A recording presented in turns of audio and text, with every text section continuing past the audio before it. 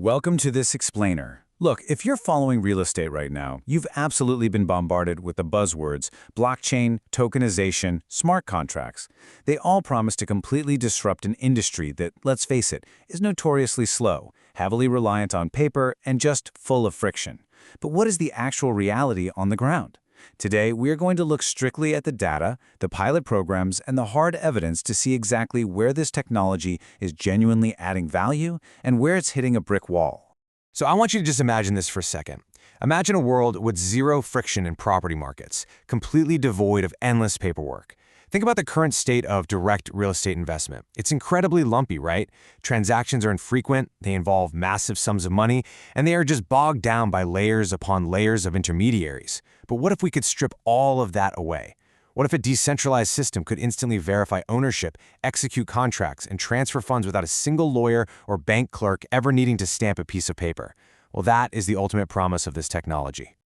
Here is our roadmap for today to break down this complex topic. 1. The real estate friction. 2. Demystifying distributed ledgers. 3. Smarter transactions and contracts. 4. Tokenization and real liquidity.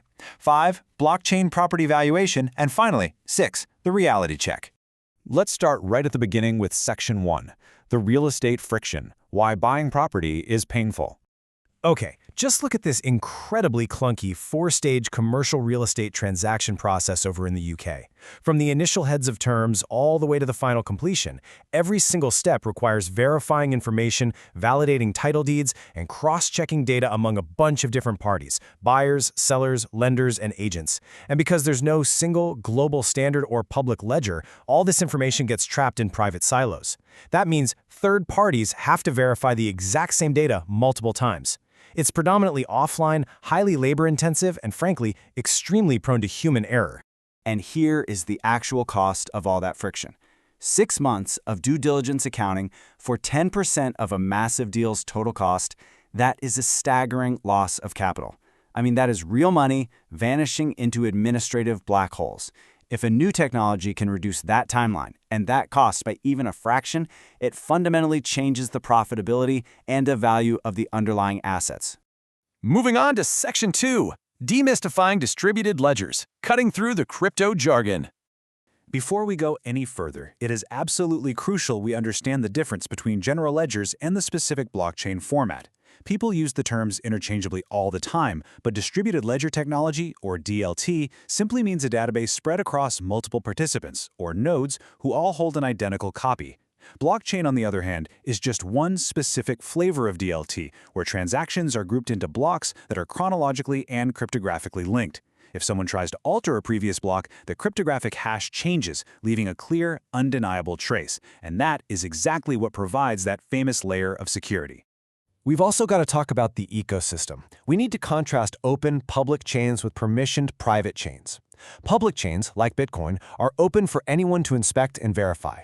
The downside? They consume massive computing resources and really struggle with processing speeds. Private chains, though, are closed off to authorized entities only. For real estate, where confidentiality is a huge deal, a consortium of banks and registries might strongly prefer a private chain. But the great irony here, a private chain effectively recreates the exact centralized network this tech was meant to destroy in the first place. Now, what's really interesting here is how this concept actually decentralizes all those traditional silos we just talked about. Instead of a buyer's bank, a seller's solicitor, and a land registry all fugging over conflicting versions of the truth, you get a single shared reality.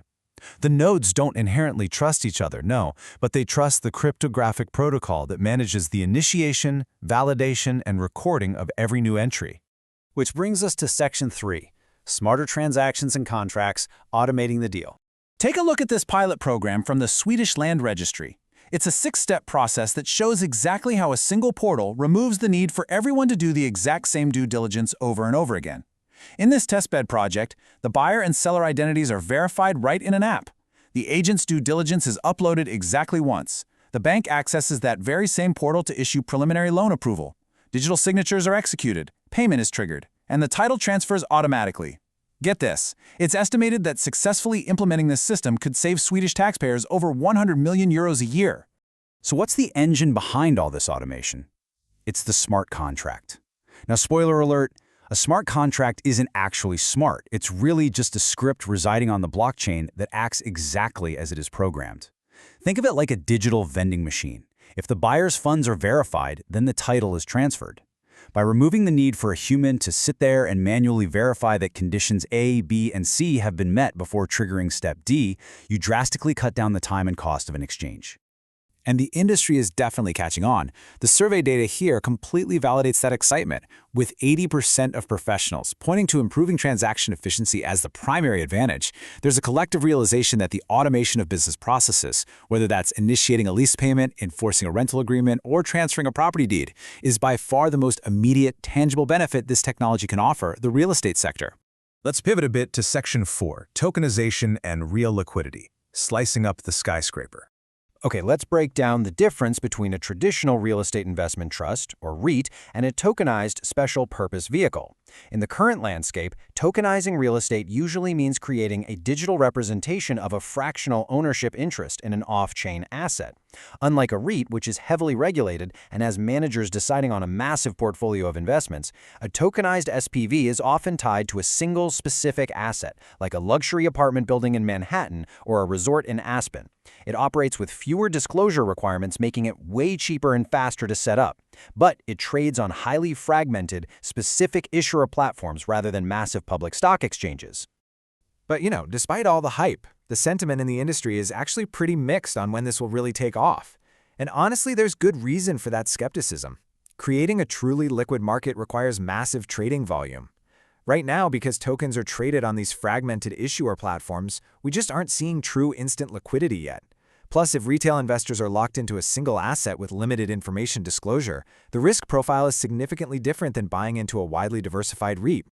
All right, on to Section 5, Blockchain Property Valuation, Trusting the Appraisal. Let's look at how property values are actually verified. This workflow from Hong Kong's ASTRI demonstrates an immediate, tamper-proof way to share data between surveyors and banks. Instead of surveyors preparing stacks of paper forms for individual banks, they upload their valuation report directly to a distributed ledger. The network then generates a cryptographic hash value for that report.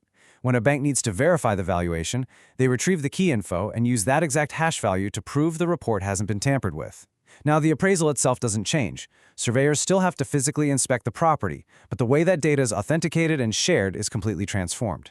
And the results are huge. The Bank of China noted a massive 50% improvement in operational efficiency using this exact system. Because multiple banks can access the network to download the verified report without individually calling up the surveyors, turnaround times drop from over a week down to just 2 or 3 days. When you scale that up across thousands and thousands of property valuations, the cost savings and speed enhancements are just absolutely immense. Okay, time for a little dose of reality. Section 6, the reality check, the bumps in the digital road. So here is a really crucial point we have to understand. It's known as the Oracle problem. Basically, it's that classic garbage in, garbage out risk.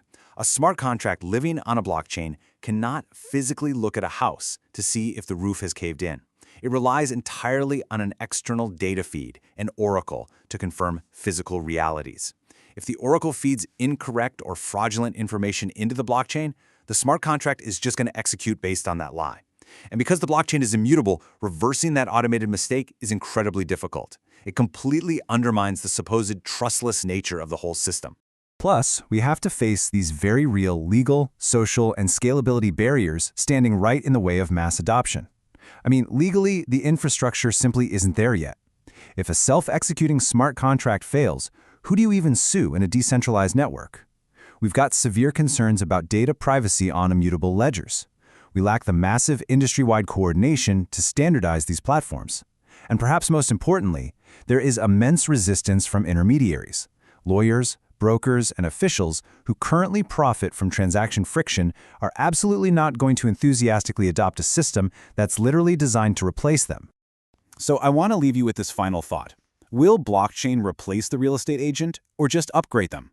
When you think about it, foundational technologies usually reshape human expertise rather than erasing it completely.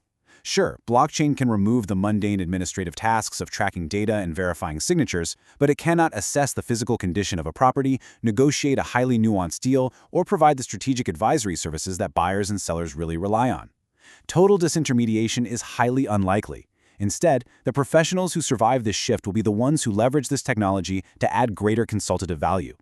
The digital road ahead is definitely bumpy, but those who understand how to navigate it, they are absolutely going to shape the future of real estate.